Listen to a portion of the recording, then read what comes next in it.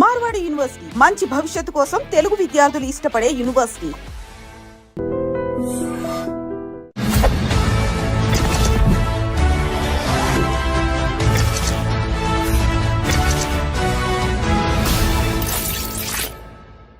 అందరికీ నమస్కారం. నేను Swaroopa Potlapalli. Welcome to I dream.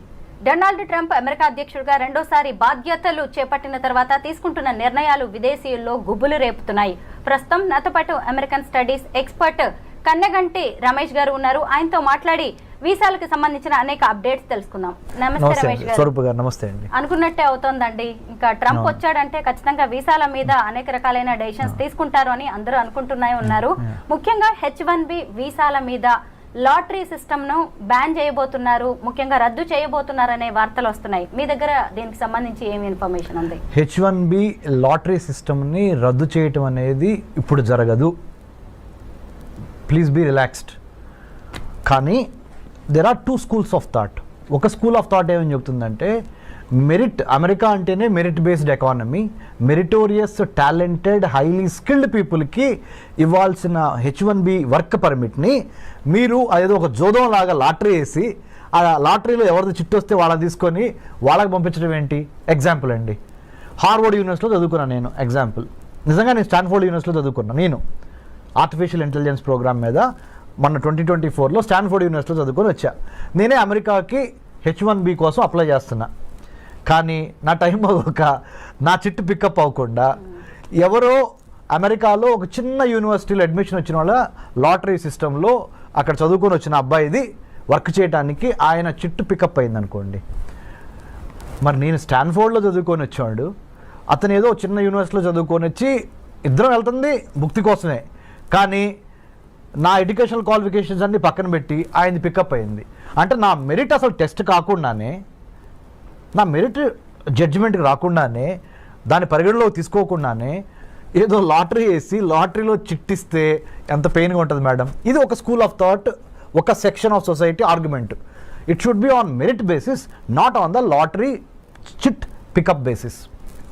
Second rung of people ఏం చెబుతున్నారంటే, వర్ణాలు, వర్గాలు, తరతమ భేదాలు, ఉన్నవాళ్ళు లేనివాళ్ళు, ఇవన్నీ మాకు సంబంధం లేదు. చిట్ ఎవరికి వస్తే వాళ్ళకి కూడా వదిలిపోయాయి, ఈజీ అవుద్ది. మేము అప్పుడు ఫెయిర్గా ఉన్నట్టు ఉంటుంది, జడ్జిమెంట్గా ఉన్నట్టు ఉంటుంది. అంటే we are not being judgmental, we are very fair and transparent. Whoever chit gets picked up or lottery gets picked up, he or she will get the H1B permit. So ఇదే ఫెయిర్ మోడల్ అని కొంతమంది. So ఇటువేమో merit అని, ఇటువైపేమో lottery based అని.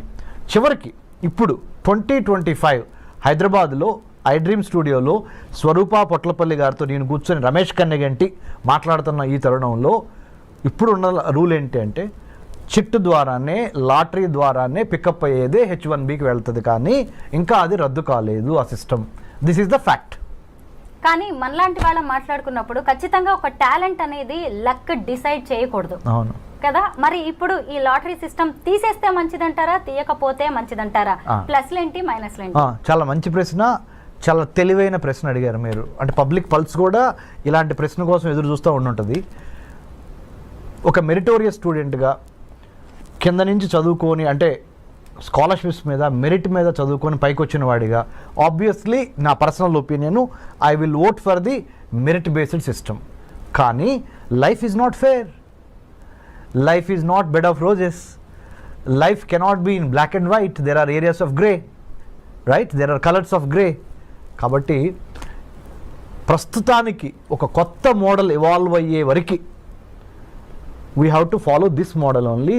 This model indicates lottery system of H1B, so that I'm not being partial, I'm not being judgmental, I'm not being selective, I'm not being biased అనేది crystal క్లియర్గా ఉంది. కానీ this is not fair. ఎందుకు? మీరు అన్నట్టుగా talent ఒకటి, luck ఒకటి. నా లక్ బాగుండి నాకు వచ్చింది, నా టాలెంటెడ్ రాలా. మరి రేపు నన్ను తీసుకునే ఎంప్లాయర్ ఉన్నాడు అనుకోండి, అక్కడ అమెరికాలో పెద్ద కంపెనీ ఇన్ఫోసిసే ఉందనుకోండి మేడం, లేకపోతే బిల్ గేట్స్ మన మైక్రోసాఫ్టే ఉందనుకోండి మేడం. నేను లాటరీ ద్వారా పికప్ అయ్యి వచ్చాను, నేను మెరిట్ బేస్డ్ మీద రాలా. అంటే నేను చదువుకుంది స్టాన్ఫోర్డ్ యూనివర్సిటీ, లెక్క ప్రకారం నాకు రావాలి, కానీ నాకు రాలేదు. కానీ ఎవరో ఒక చిన్న యూనివర్సిటీలో చదువుకో అంటే ఇక్కడ మీరు ఇంకొకటి ఆర్గ్యూ చేయొచ్చు వేరే వాళ్ళు ఏమని, అంటే పెద్ద పెద్ద బ్రాండెడ్ యూనివర్సిటీలు చదువుకున్న వాళ్ళకి మాత్రమే తెలివితేటలు ఉంటాయా? చిన్న చిన్న పల్లెటూరు నుంచి లేకపోతే సెకండ్ రంగ్ కాలేజెస్ యూనివర్సిటీస్ నుంచి వచ్చిన వాళ్ళకి తెలివితేటలు ఉండవా అనే ప్రశ్న గ్యారంటీగా లేవనెత్తారు. So nothing is perfect. Every set of judgmental or measuremental basis has its own little bit of fallacies and mistakes, little bit of weaknesses, little bit of shortcomings. Overall గా by and large ఎవరికి ఎక్కువ న్యాయం జరిగిద్దో ఆ సిస్టమ్ని మనము adapt చేసుకోవాలి. It will take little more time to come to that మెరిట్కి లక్కి ఆర్ మెరిట్కి లేదా వర్ణ వర్గ భేదాలకి అతీతంగా వచ్చే విధంగా ఒక న్యూ H1B సెలక్షన్ ప్రాసెస్ని డిఫైన్ చేసి డిజైన్ చేసి డెలివర్ చేసే డెలివర్ చేసే ఆ 3D రావాల్సిన అవసరం ఉంది. దాంట్లో భాగంగా మేధావులంతా కూర్చొని పాలసీ మేకర్సు, ఎడ్యుకేషనిస్టులు, ఇండస్ట్రియలిస్టులు అందరూ కూర్చొని ఒక న్యూ సిస్టమ్ని బయటికి తీసుకురావాల్సిన అవసరం ఉంది. How do you accommodate A competent, A transparent, A meritorious, A talented guy or girl to work in the United States of America based on the merit base, not on the luck base. ఆ సిస్టానికి రావడానికి we are evolving. ఎందుకంటే Rome is not built over night కదా. తప్పులు జరుగుతూ ఉంటాయి, నేర్చుకుంటూ ఉంటాం, వాటిల్లో నుంచి ఇవాల్వ్ అయి వస్తూ ఉంటాం. ఐఎమ్ షూర్ స్వరూప గారు in the days to come in very near future I think United states customs and immigration agency will go in to that direction under the department of homeland security. H1B వీసాలో కొత్తగా ఏమైనా మార్పులు తీసుకొచ్చే chances ఉన్నాయంటారా? Yeah, I think that's a smart question again. You know why? Given the Immigration and Customs Enforcement Agency, given the United States Customs and Immigration Office, given the new geopolitical, geostrategic realities of Russia, Ukraine on the one hand, Israel, Palestine on the other hand, North Korea, South Korea, China, Taiwan, ఇవన్నీ global flash points, గొడవలు జరుగుతున్నాయి, యుద్ధాలు జరుగుతున్నాయి. వీటన్నిటికీ తోడుగా post COVID-19 world ఆర్డర్లో Covid తర్వాత వచ్చిన ప్రపంచంలో రాజకీయ, ఆర్థిక, సామాజిక, సాంఘిక పరమైన మార్పులు ప్రస్ఫుటంగా కనపడుతున్నాయి. ఆర్థికంగా అమెరికా కుదేలవుతున్న దశ ఇది. For your kind information, America ఆర్థిక బలాలన్నీ వీగిపోతున్నాయి. The economic tremors, the political tremors, the technological tremors are really shifting the pendulum in the other direction. Asia ప్రాంతంలో ఉన్న చైనా వైపుకి ప్రపంచ ఆర్థిక, రాజకీయ, వర్తక, వాణిజ్య, వ్యాపార సంబంధాలు చైనా వైపుకి ఇన్ ఫేవర్గా పవనాలు ఇటు మూవ్ అవుతున్నాయి. మంచికో చెడుకో we have to wait and see. But having known this fact, United States of America has got a wake up call. అందుకని మన ట్రంప్ గారు కూడా అన్నారు, hey it's a wake up call from China, People's Republic of China. You know what is it? DeepSeek R1 అనే ఒక కొత్త AI మోడల్ని, chat bot ఇప్పుడు ఏదైతే ఉందో చాట్ GPT లాంటి ఒక మోడల్, కొన్ని $1 బిలియన్ ఖర్చు పెట్టి చాట్ GPTని మనం తయారు చేస్తే, అలాంటి దాన్ని DeepSeek R1 అనే ఒక మోడల్ని చైనా వాడు $5.5 మిలియన్ తయారు చేశాడు. మనమేమో దాని మీద 100 కోట్లు 1000 కోట్లు ఖర్చు పెడుతున్నాం. మనకేమన్నా పిచ్చి పట్టిందా, లేకపోతే మనకేమన్నా తెలివితేటలు లేవా అని మనల్ని మనం ప్రశ్నించుకోవాల్సిన అవసరము, అఘాయిత్యము, సందర్భము ఏర్పడినవి అని సాక్షాత్తు 47th president of the United States of America Donald Trump has given a public statement. అంటే చైనా మ్యానుఫ్యాక్చరింగ్ స్పేస్ని, సైబర్ స్పేస్ని, మ్యారిటైమ్ స్పేస్ని, పొలిటికల్ స్పేస్ని, సర్వీస్ సెక్టర్ స్పేస్ని ఆక్యుపై చేస్తుంది. ఎన్లార్జ్మెంట్, ఎంట్రాప్మెంట్, ఎన్సర్కిల్మెంట్ అనే 3 విధానాల ద్వారా ప్రపంచంలో ఉన్న వర్తక, వాణిజ్య, వ్యాపార, సాహిత్య, రాజకీయ రంగాల్లో, ఆర్థిక రంగాల్లో తనదైన ముద్ర వేసుకోవటానికి చైనా నడుం బిగించి ఎన్లార్జ్మెంట్, ఎంట్రాప్మెంట్, ఎన్సర్కిల్మెంట్ అనే 3 స్ట్రాటజీల ద్వారా చాప కింద నీరులాగా ప్రవహిస్తున్న తీరుని అమెరికా గ్రహించింది. అమెరికాతో పాటు ఇండియా గ్రహించింది. ఇండియాతో పాటు ఆస్ట్రేలియా, జపాన్, మిగతా దేశాలు కూడా గమనించినాయి.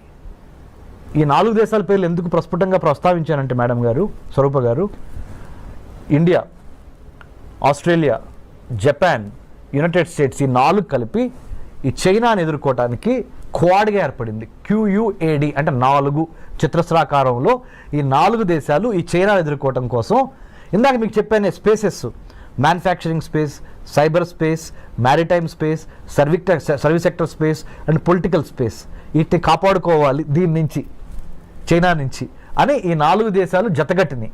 వీటితో పాటుగా భారత్ అంటే వీటిలో ఒకటైన భారత్ ఇటు బ్రిక్స్ని మేనేజ్ చేయాలి.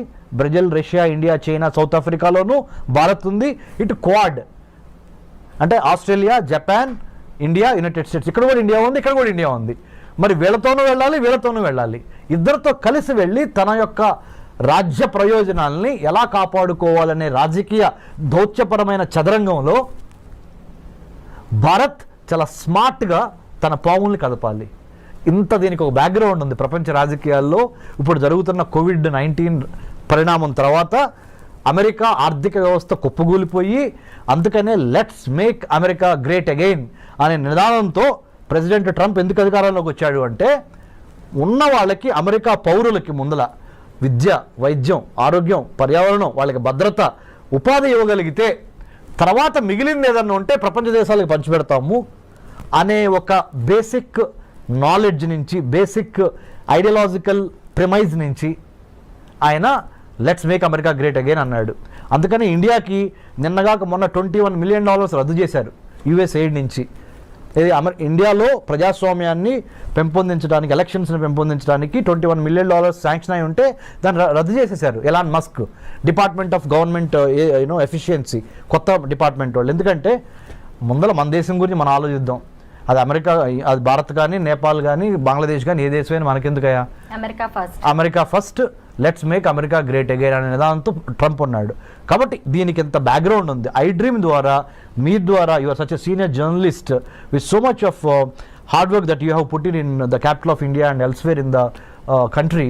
So my humble appeal to I dream viewers is, అర్థం చేసుకోండి, అమెరికా యొక్క ఆర్థిక వ్యవస్థ పరిస్థితి బాగోలేదు. చైనా చాలా తెలివిగా, చాలా స్పీడ్గా, చాలా సర్ప్రైజ్ ఎలిమెంట్స్తో అమెరికాని కొట్టటానికి ఆర్థికంగా, రాజకీయంగా, సాంకేతిక పరంగా ప్రతి అంశంలోనూ, ప్రతి డిపార్ట్మెంట్లోనూ అమెరికాని శాసించే విధంగా చైనా ఎదుగుతున్నది. కాబట్టి భారత్ ఏం చేయాలి అంటే, ప్రపంచ రాజకీయాల్ని ఒక తెలుగువాడిగా మనం గమనించి చాలా స్మార్ట్గా మన ఆర్థిక, రాజకీయ, వర్తక, వ్యాపార, వాణిజ్య ప్రయోజనాలని కాపాడుకుంటా ఇటు అమెరికాతోనూ ఉండాలి, ఇటు చైనాతోనూ ఉండాలి, ఇటు రష్యాతోనూ ఉండాలి, ఇటు యూరోపియన్ యూనియన్తోనూ ఉండాలి అనే ఒక smart, the combination of muscle power and then mind power, ఈ రెండు కలిపి స్మార్ట్ పవర్గా ఎదిగి మనల్ని మనం కాపాడుకోవటం చాలా ఇంపార్టెంట్. ఇలాంటి పరిస్థితుల్లో మరి ముఖ్యంగా కొత్త అధ్యక్షుడు వచ్చినప్పుడు కొత్త ఆశయాలతో వస్తూ ఉంటాడు. వాటిని అర్థం చేసుకొని దానికి అనుగుణంగా ప్రీ డిపార్చర్ ఓరియంటేషన్ అంటారు, PDO అంటే ఇక్కడి నుంచి వేరే దేశం వెళ్ళేటప్పుడు ఆ దేశం యొక్క చట్టం ఏంటి, న్యాయం ఏంటి, సంస్కృతి ఏంటి, సాహిత్యం ఏంటి, చరిత్ర ఏంటి అనేది అవగాహన లేకుండా ఏదో వీసా వచ్చేసింది కదా అని చంకలు కొట్టుకొని బొమ్మని మీరు ఫ్లైట్ ఎక్కి అక్కడ దిగంగానే వాడు చెప్పేది మీకు అర్థం కాదు, మీరు చెప్పేది అర్థం కాదు, మీరు అక్కడికి వెళ్ళిన తర్వాత భారతదేశంలో ఎలా ఉన్నామో అలా ఉందాం అనుకుంటే కుదరదు, తిరిగి మళ్ళీ డిపోర్టేషన్ అంటాడు, ఇంకోటి అంటాడు, H1B వర్క్ వీసాల గురించి మాట్లాడతాడు, F1 స్టూడెంట్ వీసాల గురించి మాట్లాడతాడు, ఆప్షనల్ ప్రాక్టికల్ ట్రైనింగ్ 20 గంటల మించి చేయకూడదు అంటాడు. అర్థం కాక ఏం చేయాలో అర్థం కాక ఇవన్నీ కాకుండా ప్రీ డిపార్చర్ ఓరియంటేషన్, PDO అంటే వేరే దేశంలోకి, మన దేశం నుంచి వేరే దేశంలో కాలు పెట్టబోయే ముందల అక్కడ చేయవలసిన అంశాలు ఏంటి, చేయకూడని అంశాలు ఏంటి, అక్కడ రాజకీయం ఏంటి, చరిత్ర ఏంటి, సాహిత్యం ఏంటి, వర్తకం, వ్యాపారం, వాణిజ్యం అక్కడ ఎలా జరుగుతుంది అనే దాని మీద మినిమం కామన్ సెన్స్తో, మినిమం హోంవర్క్తో ప్లాన్, ప్రిపేర్, పర్స్పైర్, ఇన్స్పైర్ అనే విధంగా మనం అక్కడికి వెళ్తే మంచిది. 2025లో H1B వీసా రెన్యువల్ ప్రాసెస్ ఎలా ఉండబోతోంది? 2025లో ఏమైనా మారే ఛాన్సెస్ ఉన్నాయా? ఓకే, రెన్యువల్కి సంబంధించినంత వరకు గుడ్ న్యూస్. మంచి ప్రశ్న. అగైన్ ఎందుకు చెప్పనా, ఇప్పుడు వరకు 2024 మ్యాక్సిమం 2023, 2024 ప్రథమాంకం వరకు ద ఫస్ట్ పార్ట్ ఆఫ్ 2024 వరకు ఏంటి, H1B వీసా రెన్యువల్ కావాలంటే మీరు ఉదాహరణ, నా పేరు డాక్టర్ రమేష్ కన్నిగంటి, నేనే అనుకోండి, నేను అమెరికాలో సిలికాన్ వ్యాలీలో సియాటల్, శాన్ ఫ్రాన్సిస్కో, బే ఏరియాలో నేను లెట్సే మైక్రోసాఫ్ట్లో పనిచేస్తున్నా. H1B మీద నేను అమెరికా వెళ్ళి ఒక 3 ఏళ్ళు జాబ్ చేశా. మళ్ళీ నేను రెన్యువల్ చేయించుకోవాలి. అక్కడి నుంచి ఇండియా వచ్చి ఇండియాలో కొన్నాళ్ళు గడిపి మళ్ళీ I have to renew my H1B. దానికి సొంత దేశానికి తిరిగి రావాల్సి వచ్చేది. అప్పుడు నేను అక్కడ ఆ ఎంప్లాయర్కి నేను ఎంప్లాయీ, ఆయన ఎంప్లాయర్, నాకు ఉద్యోగం ఇచ్చిన ఆయన, నేను ఉద్యోగం చేస్తున్నా ఆయన్ని. మా ఇద్దరికి మధ్య కొంత కమ్యూనికేషన్ కావాలి, మళ్ళీ మీ ఇద్దరు అడ్జస్ట్ అవ్వాలి. నిన్నటి వరకు అక్కడ జాబ్ చేస్తా, ఒకేసారి మళ్ళీ ఇండియా వచ్చి ఇండియాలో మళ్ళీ ఫుడ్, క్లైమేట్ ఇవన్నీ అడ్జస్ట్ అయ్యి మళ్ళీ ఇక్కడి నుంచి మళ్ళీ అదే జాబ్కి వెళ్ళేటప్పటికి కొంత టైం పట్టేది. సో ఇదంతా ఎందుకు టైం వేస్ట్ బ్యాచ్ అని ప్రధానమంత్రి మోడీ గారు ఎప్పటి నుంచో అమెరికన్ ప్రెసిడెంట్ బైడెన్ని అడిగారు, ఇప్పుడు ట్రంప్ గారిని మొన్న కూడా అడిగారు, మీరు H1B రెన్యువల్ అమెరికాలోనే ఉండి మా భారతీయులకి రెన్యూ చేసుకునే అవకాశం ఇవ్వండి అనగానే వాళ్ళు ఒప్పుకున్నారు.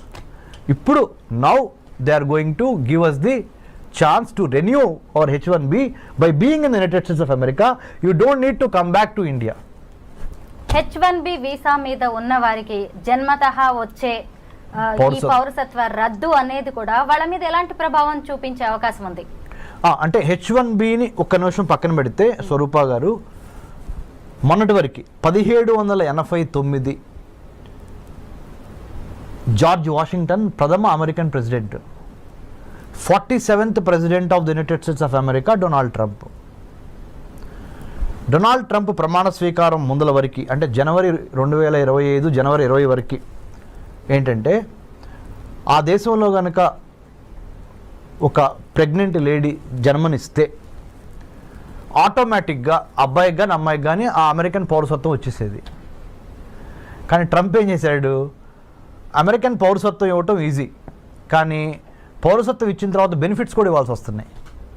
ఆ బెనిఫిట్స్కి అయ్యే డబ్బులు ఖర్చు ఎంత అవుద్ది అంటే, when you are pregnant, you are coming and delivering a baby in my country, that is United States of America. The moment your baby is born on this land, he or she becomes a American citizen కదా. మరి American సిటిజన్ని మళ్ళీ protect చేసుకోవాల్సిన బాధ్యత ఎవరిది? నాదే కదా, అంటే being the American president. So దానికి అయ్యే ఖర్చు ఎంత, దానికి అయ్యే నా బరువు ఎంత, బాధ్యత ఎంత అని వాళ్ళు బేరీజ్ చేసుకొని, ఎందుకంటే ఆయన బిజినెస్ మ్యాన్ కదా, బేరీజ్ వేసుకొని నా వల్ల కాదు బాబు, ఇక నుంచి ఏం చేద్దామంటే అమెరికాలో వచ్చి అమెరికన్లో డెలివరీ అయిన ఏ బేబీకైనా 2-3 కండిషన్స్ పెడుతున్నా. తండ్రి కానీ తల్లి కానీ పౌరసత్వం అయినా అయి ఉండాలి, లేదా గ్రీన్ కార్డ్ అయినా అయి ఉండాలి, లేకపోతే మీకు మీ అబ్బాయికి కానీ అమ్మాయికి కానీ నేను ఇక్కడ పౌరసత్వం ఇవ్వలేను. మీరు ఏదో విజిటర్ వీసా మీద వచ్చి, స్టూడెంట్ వీసా మీద వచ్చి, J1 వీసా మీద వచ్చి, L1 మీద వచ్చి, M1 వీసా మీద వచ్చి ఇక్కడ మీరు మీ అబ్బాయి అమ్మాయి ఇక్కడ పుడితే మొన్నటి వరకు అయితే చెల్లింది పౌరసత్వం వచ్చేది, ఇప్పుడు నా వల్ల కాదు. Because America doesn't have that kind of money or that kind of wherewithal to protect your child, because I have to give you all the American సిటిజన్షిప్కి ఉన్న బెనిఫిట్స్ అన్నీ ఇవ్వాల్సి వస్తుంది. I'm not in a position for the time being. రేపొద్దున వేరే president వచ్చిన తర్వాత, president ట్రంప్కి ఇది సెకండ్ టర్మ్, ఫైనల్ టర్మ్, రేపొద్దున వేరే ప్రెసిడెంట్ వచ్చిన తర్వాత ఆయన మారిస్తే నాకు సంబంధం లేదు. నేను దిగిపోయే వరకు, అంటే 2025 నుంచి అనదర్ 4 years 2029 వరకు నేను మట్టికి మీకు అమెరికా పౌరసత్వం ఇవ్వలేను. బర్త్ రైట్ సిటిజన్షిప్ అనేది మీ బర్త్ రైట్ అని మొన్నటి వరకు అన్నారు కదా, అది ఇప్పుడు కాదు. మీకు బర్త్ రైట్ కావాలి, సిటిజన్షిప్ కావాలి అంటే అమెరికాలో కొన్ని కండిషన్స్ ఉన్నాయి. కండిషన్ నెంబర్ 1, భార్యాభర్తల్లో ఒకళ్ళకి పౌరులై ఉండాలి, అమెరికా పౌరులు. రెండో కండిషన్, కనీసం గ్రీన్ కార్డ్ అయి ఉండాలి. ఈ 2 కండిషన్స్ పెట్టారండి. Thank you so much Ramesh గారు. థ్యాంక్ యూ స్వరూప గారు, థ్యాంక్ యూ వెరీ మచ్.